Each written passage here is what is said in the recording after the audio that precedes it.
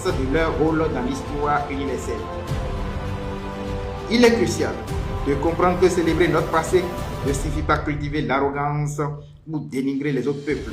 Cela signifie simplement reconnaître notre valeur, car aucun peuple ne peut avancer s'il ignore ses racines. L'exemple des autres nations montre que la fierté culturelle peut être une source de motivation puissante.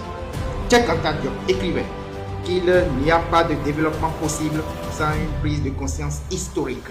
Jeunesse africaine comprend ceci. L'éducation n'est pas neutre. Elle est un instrument de pouvoir, car c'est par l'éducation, la réappropriation de notre culture et la transmission de nos valeurs que nous pourrons préparer une génération capable de relever les défis du futur. L'arme la plus redoutable dans les mains de l'oppresseur, c'est l'ignorance des masses et le soin apporté à la maintenir.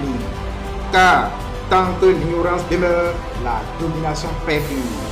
Et pour preuve, durant tout mon cursus scolaire, on ne m'a jamais enseigné Patrice Lumumba, Thomas Sankara, Amilcar Cabral, Félix Moumié, Sylvanus Olympio, Eduardo Mondlane, Marianne Ngouabi, Sékou Touré, etc. Ni les ouvrages de Cheikh Anta Diop, de Joseph Kizerbo, de Théophile Obenga, de Joseph Kouemi, de Kwame Nkrumah, etc. Savez-vous pourquoi? Parce que si la jeunesse africaine peut avoir le tiers de ses connaissances, il y aurait une révolution avant demain matin.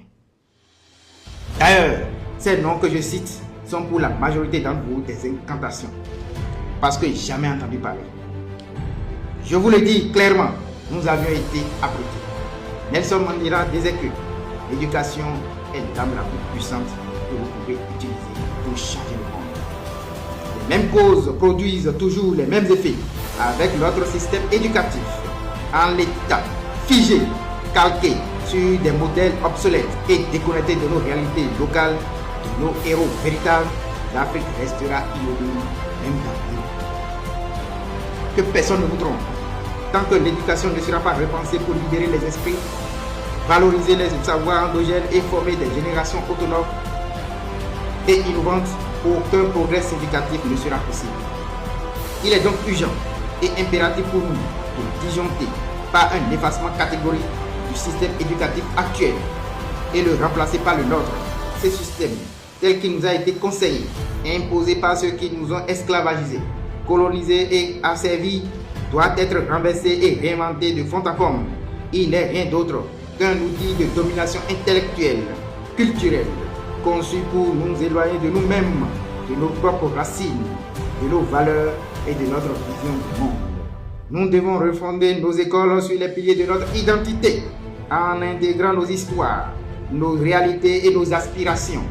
C'est ainsi que nous retrouverons notre dignité, que nous forgerons des esprits libres et créatifs et que nous construirons un progrès véritablement ancré dans les besoins et les rêves de notre peuple.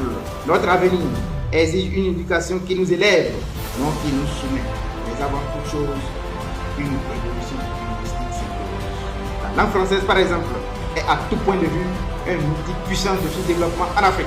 Je me répète, le français est un puissant outil de sous-développement. Cette langue limite notre rayonnement, nous enfermant dans un espace linguistique exigu.